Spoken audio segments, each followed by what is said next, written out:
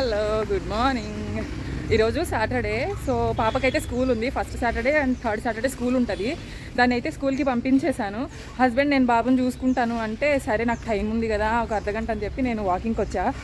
So ఈ అర్ధగంట మంచిగా వాక్ చేసుకొని వెళ్ళిపోదాం. రోజు అంటే ఎలాగో కుదరదు, ఆయనకు ఆఫీస్ ఉంటుంది, బాక్సులు పెట్టాలి కాబట్టి కష్టమైంది. సో దొరికిన టైం అన్నా యూటిలైజ్ చేసుకోవాలని చెప్పి వచ్చిన. Please ignore. పొద్దున్నే ఇలానే ఉంటాం మరి.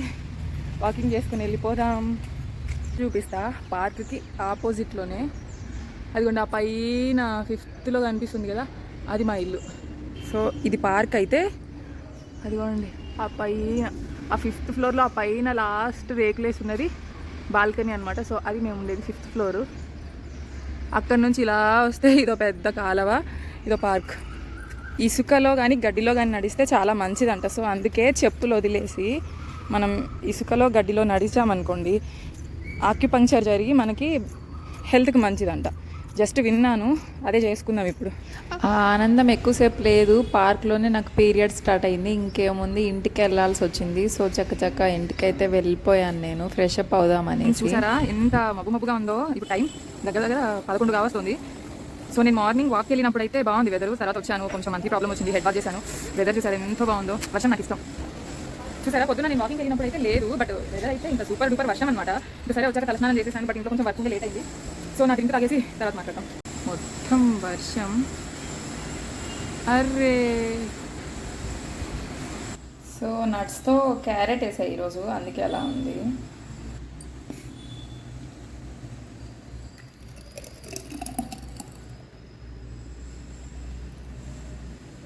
నా నట్స్లో ఈరోజు యాడ్ అయిన ఐటమ్ వచ్చేసి క్యారెట్తో జ్యూస్ కొట్టాను. ఈరోజు మాత్రం నాకైతే నచ్చింది, టేస్ట్ చాలా బాగుంది. సో నెక్స్ట్ టైం ఏదైనా యాడ్ చేసుకోవాలన్నప్పుడు నేను క్యారెట్ని మ్యాక్సిమం యూస్ చేసుకుంటాను. ఎందుకంటే క్యారెట్తో తాగడానికి అయితే నాకు ఈజీగా ఉంది, వేరే ఫ్రూట్స్ అన్నిటితో కలిపితే.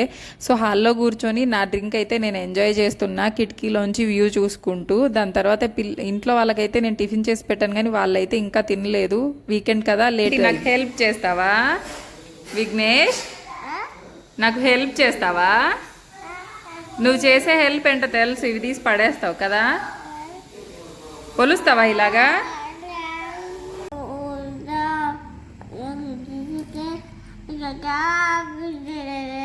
ఏం లాంగ్వేజ్ అది? ఏం లాంగ్వేజ్ అది?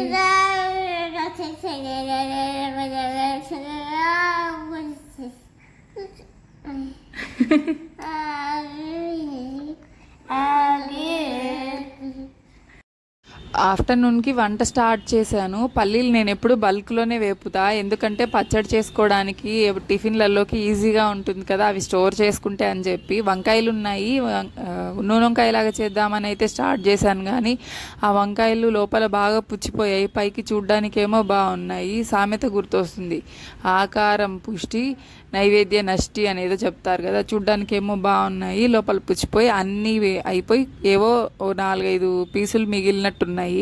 ఇంకా వాటితో జస్ట్ కొద్దిగా గుజ్జుగా చేసేసి తర్వాత చిక్కుడుగాయల్ని మంచిగా చిన్న కర్రీ చేశాను. అది ఈరోజు లంచ్ అనమాట. సో అదైపోయాక మా ఆయన కాస్త రెడీ అవుతావా, నీకు ఓపిక ఉంటే డ్రైవింగ్ నేర్పిస్తాను అన్నారు. ఓపిక అయితే లేదండి, కానీ మీకు దొరికేది శనివారం ఆదివారమే. అట్లీస్ట్ ఆ 2 డేస్లో హాఫ్ అన్ అవర్ నేను టైం స్పెండ్ చేసినా నేను నేర్చుకోగలుగుతాను అని ఓపిక తెచ్చుకొని మరి నేనైతే రెడీ అయిపోయాను బయటికి వెళ్ళడానికి, డ్రైవింగ్ నేర్చుకోవడానికి. ఈ రోజుల్లో ఆడవాళ్ళకి స్కూటీ డ్రైవింగ్ నేర్చుకోవడం, స్కూటీ కార్ 2 నేర్చుకోవడం చాలా ఇంపార్టెంట్ థింగ్ అండి. మనకు కారు కొనుక్కునేంత కెపాసిటీ లేకపోయినా స్కూటీ కొనుక్కునేంత కెపాసిటీ అయితే ఖచ్చితంగా ఉంటుంది. అట్లీస్ట్ సెకండ్ హ్యాండ్దైనా మన పిల్లల్ని స్కూల్లో వదిలిపెట్టుకోవచ్చు, తీసుకురావచ్చు, కూరగాయలు అయిపోతే తీసుకుని రావచ్చు, లేదా మనకి ఏదన్నా హెల్త్ బాగాలేకపోతే తీసుకురావచ్చు. ప్రతి చిన్న విషయానికి మనకి అవసరం ట్రాన్స్పోర్ట్, ఒకరితో ఆధారపడకుండా ఈజీగా వెళ్ళి రావడానికి. ఎవరైనా నేర్చుకోలేదు అంటే స్కూటీ కంపల్సరీ నేర్చుకోండి. ఆల్రెడీ స్కూటీ వచ్చిన వాళ్ళు లైసెన్స్ తెచ్చుకోండి, అది కూడా వచ్చు మాకు అంటే కార్ నేర్చుకోండి. స్కూటీ కార్ 2 కూడా వచ్చు మాకు అంటే సూపర్ అని ఒక పెద్ద థమ్స్అప్ ఇస్తాను. నేను కార్ నేర్చుకోవాలి. సో దానికనే బయటికి వెళ్తున్నా. ఈ పీరియడ్ ప్రాబ్లంలో ఏంటంటే ఎవరన్నా ఇంట్లో ఉండి హెల్ప్ చేస్తే బాగుండు అనిపిస్తుంది, కానీ ఎవరు వస్తారండి మన కోసం? మన పిల్లలకి మనమే ఫుడ్ పెట్టుకోవాలి, ఇల్లు క్లీన్ చేసుకోవాలి, సామాన్లు క్లీన్ చేసుకోవాలి, అన్నీ మనమే మేనేజ్ చేసుకుంటూ ఉండాలి. కొంచెం హస్బెండ్ ఎప్పుడన్నా హెల్ప్ చేస్తారు. పాపం ఆయనకి ఎక్స్ట్రా వర్క్స్ ఉంటాయి. ఆయన నేనైతే డిస్టర్బ్ చేయను.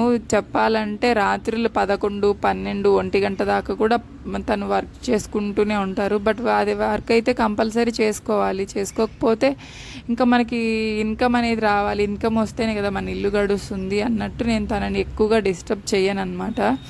సో ఇది ఇంకా నెక్స్ట్ డే సండే రోజు మార్నింగ్ పెసరట్టు వేద్దామని రాత్రి ప్రెషర్లు నానబెట్టాను. కొంచెం జీలకర్ర ఉప్పేసి మిక్సీ పట్టేస్తా. నేను అల్లం అవి వేయను, పిల్లలు తినరు, అందుకని. నెక్స్ట్ ఇక్కడ పప్పుల చట్నీ అండ్ ఎర్రకారం కొట్టేసాను. దోశ అయితే వేస్తున్నా. నేను ఈరోజు నట్స్ అయితే తీసుకోలేదు.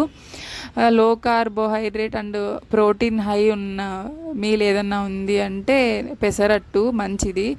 సో ఆ పెసరట్టు ఒక్కటి వేసుకున్నాను నేను ఇంట్లో వాళ్ళందరికి పెట్టి. సో సామాన్లు సర్దుతుంటే కుక్కర్ గిన్నె అయితే విరిగిపోయిందనమాట. సో ఇంకా ఆఫ్టర్నూన్ లంచ్లోకి అయితే జస్ట్ పాలకు ఉంది, దాన్ని తరిగేసి సింపుల్గా రైస్ అయితే చేసేస్తున్నా. ఇంకా మళ్ళీ కూరలు చేసే ఓపిక లేదు నాకు. లిటరల్లీ మా అమ్మ వాళ్ళు ఎంత గుర్తొచ్చారంటే నేను మాటల్లో చెప్పలేను. నా చిన్నప్పుడే మా ఫాదర్ చనిపోతే మా మదరు, నేను, మా చెల్లి, మా అమ్మమ్మ తాతయ్య దగ్గర పెరిగాము. మా మదర్ని కువైట్కి పంపించారు కొంచెం ఇన్కమ్ సోర్స్ కోసం అని చెప్పి. మా తాతయ్య శాలరీ ఒకటే సరిపోదు కదా, ఇద్దరం ఆడపిల్లలం, ఇంకా ఖర్చులు ఉంటాయి, పెళ్ళిళ్ళు చేయాలి అని చెప్పి. సో ఈవినింగ్ నేను కషాయం పెట్టుకుంటున్నా, కొంచెం రిలాక్స్గా ఉంటుంది తాగితే, ఈ బ్యాక్ పెయిన్ అవి తగ్గుతాయి కదా అని చెప్పి. సో అప్పుడు ఏంటంటే నేను ఇంట్లో పని ఒక్కటి కూడా చేసేదాన్ని కాదు, అన్నీ మా అమ్మమ్మ వాళ్ళే చేసి పెట్టేవాళ్ళు. నాకు అప్పుడు తెలియదు, ఏదన్నా వాళ్ళు గొనిగినా కూడా ఎందుకు ఇలా తిడతారు నన్ను అని నాకు కోపం విపరీతంగా వచ్చేది. బట్ నేను ఇప్పుడు నా పిల్లల్ని పెట్టుకొని నా హెల్త్ కండిషన్ బాగాలేకపోయినా ఇంట్లో అన్నీ చేసుకోవాల్సి వచ్చినప్పుడు హస్బెండ్ మీద కసిరేస్తాను, పిల్లల మీద కసిరేస్తాను, ఫ్రస్ట్రేట్ అయిపోతాను. నాకు లిటరల్లీ నేను ప్రాబ్లమ్ని ఫేస్ చేసిన తర్వాత మా ఇంట్లో వాళ్ళ ప్రాబ్లమ్స్ ఏంటి, వాళ్ళు ఎలా మేనేజ్ చేసుకునేవాళ్ళు, పాపం నేను ఒక్క హెల్ప్ కూడా చేసేదాన్ని కాదు అని చాలా ఫీల్ అయ్యాను. చిన్నపిల్లలు అంటే స్కూల్కి వెళ్ళే డేస్లో అంటే ఇట్స్ ఓకే, కానీ ఇంటర్, డిగ్రీ, ఎంఎస్సి ఇంత చదివేటప్పుడు కూడా ఇంట్లో ఇంత చిన్న పని కూడా చెయ్యకుండా నేను సోమరిపోతుగా పెరిగానంటే నా మీద నాకే అసహ్యం అంటే అసహ్యం వేస్తుంది. వాళ్ళు ఇప్పుడు ఇంకా ఓల్డ్ అయిపోయారు, నేను వెళ్ళలేను. ఒకవేళ వెళ్ళినా కూడా ఒక వారం కన్నా ఎక్కువ ఉండలేను. ఆ వారం రోజుల్లో కూడా నువ్వు పడుకోమ్మా మేము చేసేస్తాంలే అని వాళ్ళు చేస్తారు. నిజంగా అమ్మ స్థానం ఎవ్వరు తీసుకోలేరు. మనమైనా మన పిల్లలకి చేసి పెడతాం, మన పిల్లలు మనకి చేసి పెట్టరు, వాళ్ళ పిల్లలకి చేసుకుంటారు. అమ్మ అంతే. ఇక్కడ వర్షాలు అయితే దంచి కొడుతున్నాయి. పాపని బట్టలు తీసేసి కొంచెం హాల్లో పెట్టమ్మా, సోఫాలో వేయమ్మా అంటే తను అయితే తీసుకెళ్తుంది. ఈలోపు మావాడు వచ్చి డస్ట్బిన్లో పడేసినవన్నీ తీసుకొచ్చి అక్కడ పెట్టేసి ఇక్కడంతా గెలుకుతున్నాడు అనమాట.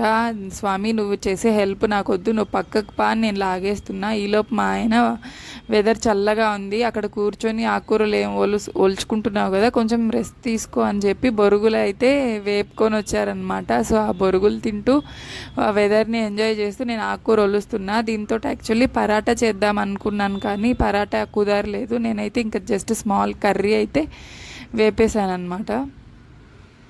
వెదర్ చూసారా ఎంత బాగుందో ఏమో. సో ఆ బొరుగులు తింటుంటే మా వాడికి పాపం మిర్చి పడింది నోట్లో, పాపం బాగా అల్లరి పెట్టేశాడు. ఇంకా సరిలేని కాసేపు సర్ది పెడితే మళ్ళీ అవి తీసుకొని తింటున్నాడు అనమాట. పాపం దాన్ని వదలరా, లే రిష్తా వదులు, పోనీ వాడు వదులు.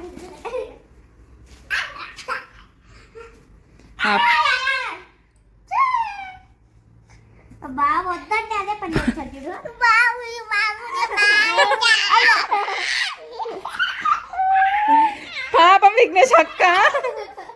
పాపకి సాటర్డే తలస్నానం చేయించాను. సో సండే రోజు ఈవినింగ్ ఆయిల్ పెడుతున్నా. పొద్దున్నే ఇంకా మండే స్కూల్కి వెళ్ళాలి కాబట్టి వాడేమో బాగా అల్లరి పెడుతున్నాడు. సో ప్లీజ్ ఛానల్ నచ్చితే సబ్స్క్రైబ్ చేసుకోండి. అండ్ అలాగే మనం ఇంకా నెక్స్ట్ వీడియోలో కలుద్దాం. వీళ్ళ అల్లరి అయితే ఇంక ఇలా కంటిన్యూ అవుతూ ఉంటుందన్నమాట. విఘ్నేష్ బాయ్. అవన్నీ పీకకు ప్లీజ్ దా. ప్లీజ్